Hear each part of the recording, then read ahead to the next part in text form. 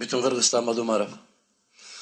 Birinciden urmatlı kesipçeşler biz özümüzdün işimizge kayrılabız dagı, onun bekтерinin aldında. Saat 10'da baştalat degende 10'da başlasak. Saat 10'ga bir 5 minut kalganda girip otursak. 7-6 yaştagı birinci kastın baldары saat 7:30'da birinci sabakka barıp atат. Ukalanıp gelip alıp o жерден туруп алып анан өзүңөрчө кичине жетим чогулуш өткөрөсүңөр кайра. Тартипти өзүбүздөн баштасак, бул биринчи. 10:00'da жумуш башталышы керек. Экинчи маселебиз. Звукту көтөрүп койгочу, угулбай атат жакшы. Микрофон звугун. Экинчи маселебиз сүйлөгөндө же таза кыргызча сүйлөсөк, же таза орусча сүйлөсөк. Аталасын чыгарбасак. Комитеттин төрагасы болобу, башка киши баяндамачы болгондо кыргызча билбейсиңби? Анда Лев Толстойдун же Пушкиндин тилин сыйлап таза орусча кет. Кыргызча сүйлөйсүңбү? Анда аралаштырба. Үчүнчүсү. Могул жерде урматтуу ошол жумушчу топтун төрагасы баяндамада айтыш керек эле. Биз ушул 8 деп сунуш кылдык, андан башка дагы сунуш бар. Бирок көпчүлүк добуш менен 8 деген сан добуштан өттү, ушуну сунуш кылып атабыз деп айтуу керек. Экинчиси, төртүнчүсү, мынау комитеттердин аталыштарын дагы бир жолу карап чыксаңыздар. Мен түшүнбөйм. Этностор аралык мамилелер дегенди түшүнбөйм мен. Тышкы миграция дегенди түшүнбөйм. Ички миграцияны кайга алып барасыңар? Кайсы комитетке алып барасыңар? Жөн эле социалдык жана миграция деп койсо болбойбу бул? Мына Нарын областынын, Баткен областынын, Ош областынын канча жарандары Бишкектин тегерегинде жүрөт. Булар кимге кирет?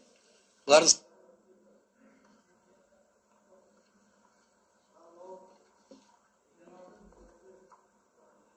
Микрофон. Жакшы угулбай атат, Адыкан Кымсанбай. Ага мен күнөөлүү эмесмин дейм.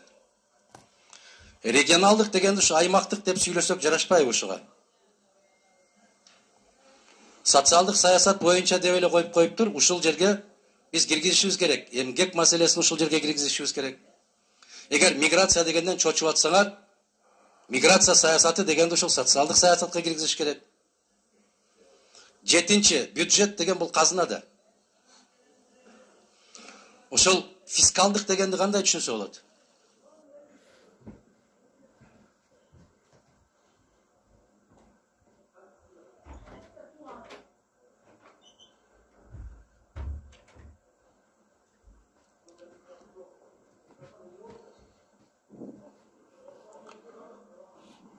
Адыкан Кимсанбаевич, 2 минут чектелүү. Сизге кошумча да бердик сөздү. Аз беребиз. 5-чи микрофон берип койгула. Өзүнүн оюн аягына чейин чыгарып алсын. Мына ушул аталыштардан бардыгы салам бергенден башталат да. Жумушту кандай баштасак ошондой болуп уланат. Биринчисин айттым, тартип өзүбүздөн баштайлы. Экинчиден, мына аталыштарды дагы бир жолу карап көрсөңүздөр. Же кыргызча эмес аталышы, же орусча эмес аталыш болуп, биз кандай үлгү берип атабыз. Мына коррупцияга каршы аракеттөнүү дегенди кандай түшүнөбүз? Бул жемкорлук деп жүрөбүз го биз, туурабы? Жемкор деген кыргыздын жүрөгүнө тие турган нерсе да, мал жейт да жемди. Ошол жем бар жерге барып жумушту бүткөргөндө жемкор деп коюш керек, аны коррупционер дебей. Жемкор. Мына ушул жактарын караңыздар, анан жарыш сөзгө чыкканда 10 мүнөткө жазып коюшуңузду суранам. Рахмат. Биздин баардыгыбыз сүйлөп атканыбызда негизинен ойлор туура айтылып атат деп туруп баштайбыз дагы, акырын бири-бирибизди тиштеп кетмей мода болуп атат да.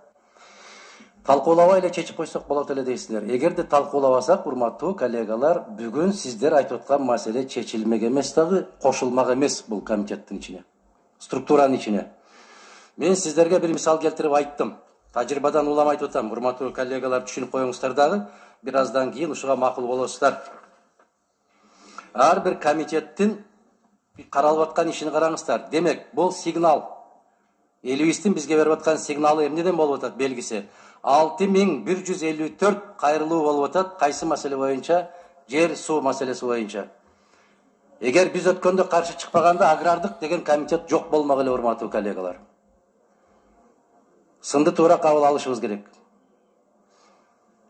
Жогорку кеңеш кандай тартипте иштеш керек, эмне үчүн эффективдүү болуш үчүн эмне керек экендигини ушул жерде иштеп кеткен азаматтардан угуп койсок эч качан зыяны тийбейт. Эми караңыздар, ушул 6154 кайрылууга 6 жылдын ичинде, жогорку кеңеш 6 жыл иштеди. 6 жылдын ичинде ушул элдин талабын карап көрөлү деп 6000 жолу кайрылса, 4 жолу гана маселени караштырды жогорку кеңеш. Ассаламу алейкум. Азамат. Демек, мына 6-чы чакырылыштагы депутаттар керемет иштептир деп баа берсек болот. Бул статистика. Бул ачуу сөз. Бирөөгө жагабы жакпайбы, ал экинчи маселе. Эмне үчүн 6000 кайрылуу түшүп атса, болгону комитет 4 гана жолу караган. Экинчи маселе. Кылмыштуулук аябай көбөйүп кетти. Соттор адилетсиз чечим кабыл алып атат. Айыпсыз адамдар соттолуп кетип баратат деп 3000 киши кайрылыптыр. Ошо 3000 кишиге жооп беребиз деп 8 жолу гана топтолуптур жогорку кеңеш. Азамат, баракелде. Мына элдин талабы кайда жатат дагы, жогорку кеңештин иштеген ишинин жыйынтыгы кайда жатат. Урматтуу коллегалар. Ошондуктан комитеттер канчалык көп болсо, элдин кайрылуусун ошончолук ыкчам караганга шарт түзүлөт деп атабыз. Бул конституциялык талап. Мадумаров жеке өзү мыйзамдын кандай аткарылышын көзөмөлгө ала албайт. А конституциялык талап боюнча бул комитеттерге жүктөлгөн.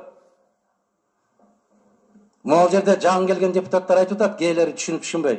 Өздөрүнө комитет талашып атат деп. Мен өткөндө айттым, мойнуңарга тумал кылып тагып алгыла комитетти. Бирок элдин чыркырап аткан үнүн карай турган бир орган пайда болуш керек го. А бул орган комитет. Аялдар жөнүндө маселени айтып атасыздар, гендерлик тең укуктуулук деп.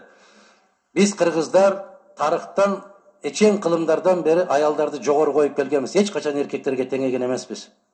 Ошондуктан бизде айтылат, бейиштин төрү эненин таманында деп, атанын таманында деп кошкон жок эч ким.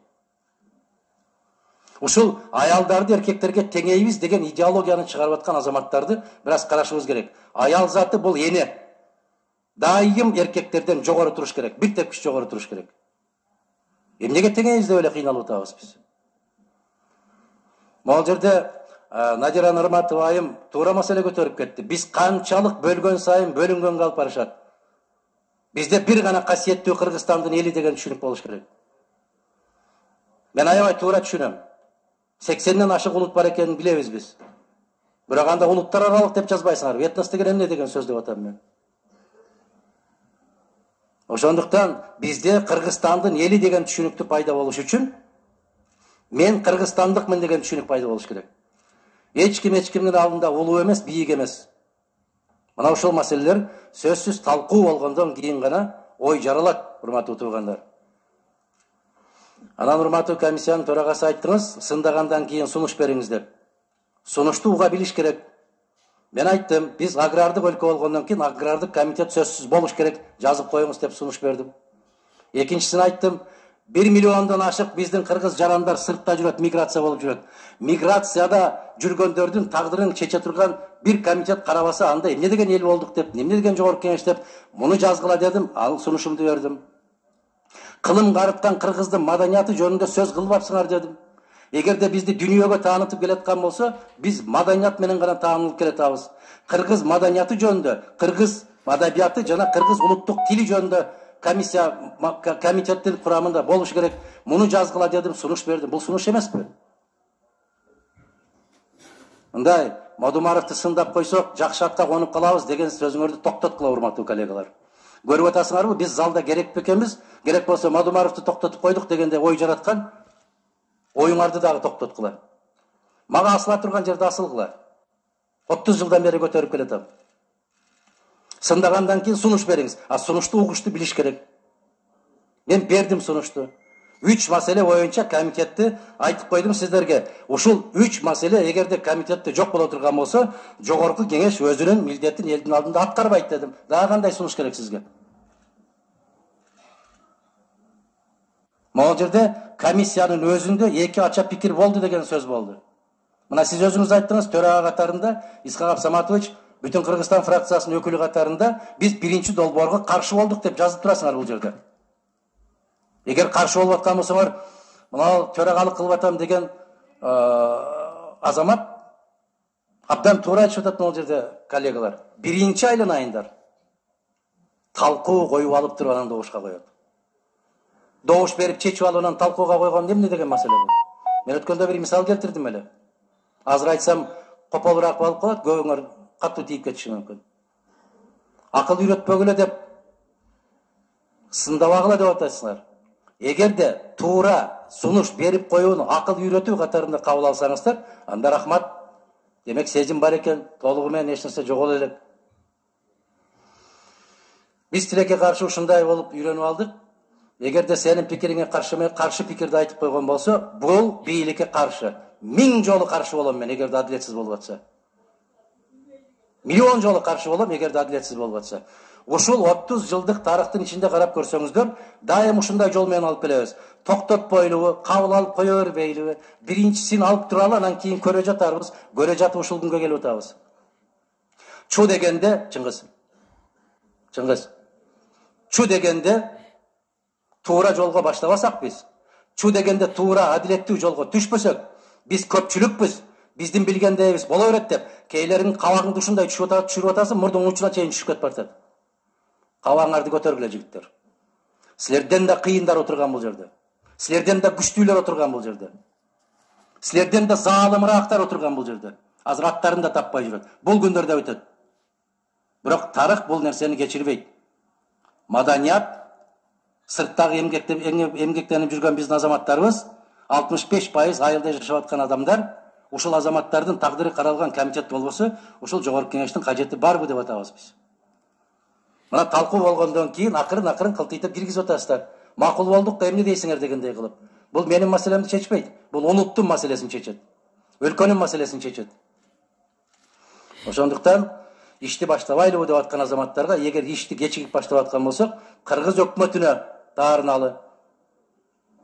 10 январга чейин дем алыш деп жарыялап койгон, аларга таарыналы.